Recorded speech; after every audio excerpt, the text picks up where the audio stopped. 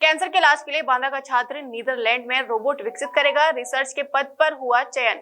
Cancer के उपचार में robot, assistant surgery system, precision medical oncology और रेडिएशन थेरेपी में नई तकनीकों के उपयोग में क्रांति ला दी है। इस तकनीक के उपयोग से कैंसर रोगियों को बेहतर परिणाम मिल रहे हैं।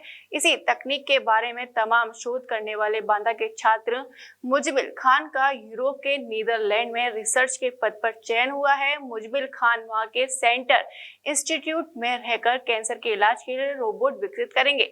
उनके इस पद पर चयन होने पर जनपद और बुंदेलखंड बहुत ही खुश है।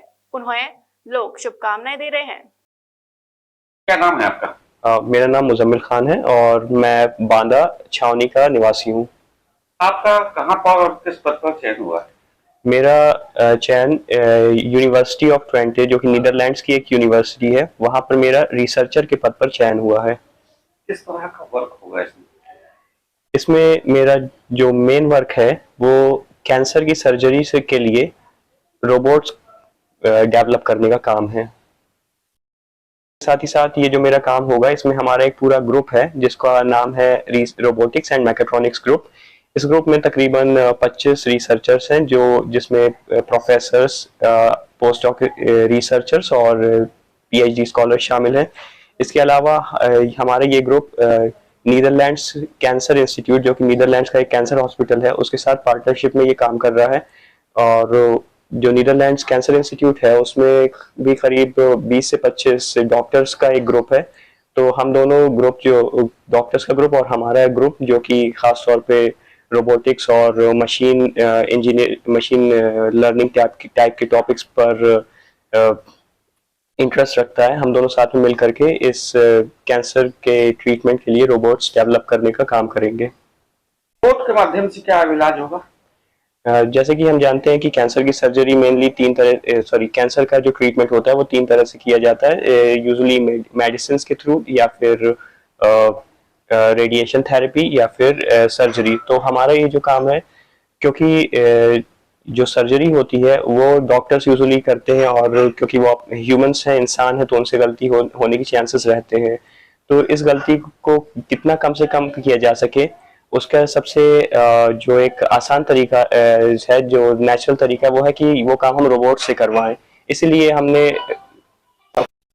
हम अपनी इस रिसर्च में ऐसे रोबोट्स डेवलप करेंगे जो कि कैंसर की सर्जरी कर सकें, क्योंकि हम जानते हैं कि रोबोट्स किसी भी तरह से बोर नहीं होते, काम को कॉन्टिन्यूसली कर सकते हैं, प्रिसिशन के साथ कर सकते हैं।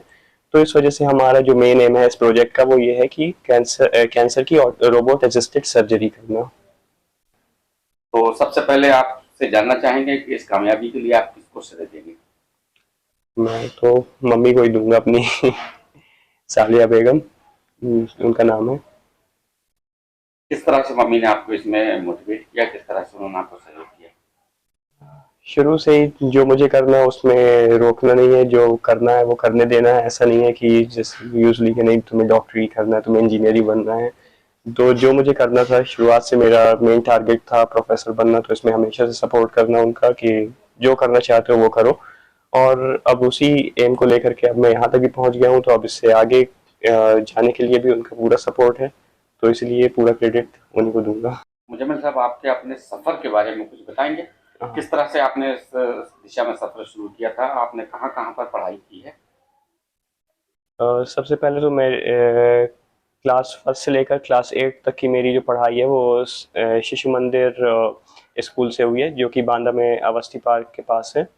इसके बाद मैंने क्लास 9 से क्लास 12 तक की पढ़ाई अपनी सरस्वती विद्या मंदिर इंटर कॉलेज से करी, जहाँ पर मैंने फिज़िक्स, केमिस्ट्री, मैथ सब्जेक्ट से एग्ज़ाम्स क्वालिफाई किए। उसके बाद मैंने अपनी बीएससी और एमएससी की पढ़ाई पंडित जवाहरलाल नेहरू डिग्री कॉलेज बांदा से करी। इसके बाद मैंने सेल्फ स्टडी के थ्रू CSIR नेट का एग्ज़ाम, जो कि असिस्टेंट प्रोफेसर की एलिजिबिलिटी को तय करने के लिए एक एग्ज़ाम होता है, उसको 2019 में क्वालिफाई किया। इसके साथ ही साथ मैंने IIT मद्रास के द्वारा कराया जाने वाला एक एग्ज़ाम, जिसे गेट बोलते हैं, graduate aptitude test in engineering, को मैथमेटिक्स सब्जेक्ट से क्वालिफाई किया। गेट एग्ज़ाम के थ्रू ही मैंने पीएचडी में admission Maulana Azad national institute of technology Bhopal में लिया। इसके बाद अपनी इस पीएचडी की जर्नी के दौरान मुझे कई अवार्ड भी मिले मेरे काम के लिए, जैसे कि मध्य प्रदेश गवर्नमेंट की तरफ से मुझे 2022 और 2023 में fellowship for the training of young scientist award मिले। इसके अलावा मुझे अपनी सिनॉप्सिस प्रेजेंटेशन के लिए मध्य प्रदेश सरकार की तरफ से बेस्ट सिनॉप्सिस प्रेजेंटर का अवार्ड भी मिला, जिसमें मध्य प्रदेश के बाकी सारे इंस्टीट्यूट ने पार्टिसिपेट किया था।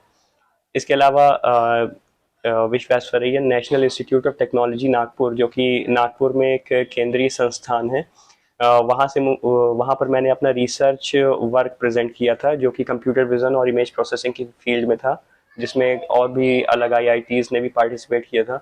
इस कंपटीशन में भी मुझे बेस्ट रिसर्च पेपर प्रेजेंटर का अवार्ड मिला। इसके अलावा अपनी पीएचडी के दौरान मैंने ढेर सारे अंतर्राष्ट्रीय रिसर्च आर्टिकल भी लिखे। मैंने करीब 20 अंतर्राष्ट्रीय रिसर्च आर्टिकल लिखे हैं। साथ ही साथ मैंने तकरीबन 11 अंतर्राष्ट्रीय कॉन्फ्रेंसेस में अपने रिसर्च वर्क को प्रेजेंट भी किया है। इसके बाद मेरी पीएचडी के बाद फिर अभी हाल ही में 28 जुलाई को मेरा चयन हो गया है यूनिवर्सिटी ऑफ ट्वेंटे नीदरलैंड्स में, जहाँ पर मैं अपनी इस आगे की रिसर्च को जारी रखूँगा और इस आगे के सफ़र में अब यहाँ पर मैं एक रिसर्च ग्रुप रैम, जिसका शॉर्ट में नाम रैम है और पूरा नाम रोबोटिक्स एंड मैकेट्रॉनिक्स ग्रुप है, उस ग्रुप के साथ डॉक्टर फ्रांसिस सीपल के गाइडेंस में इस कैंसर के ट्रीटमेंट पर रिसर्च करूँगा। ज्वाइनिंग कब करनी है आपको? ज्वाइनिंग मुझे 1 अक्टूबर 2023 से करनी है। उपल नर्सिंग होम, जहां आपको मिलती हैं विश्व स्तरीय चिकित्सकीय सेवाएं, आंखों की जांच, डेंटल सर्जन, आई केयर सेंटर आदि अन्य सुविधाएं केवल एक ही छत के नीचे। उपल नर्सिंग होम, जहां के प्रमुख डॉक्टर्स हैं विशाल उपल, डॉक्टर जयती उपल, डॉक्टर वीना उपल, डॉक्टर आर के उपल।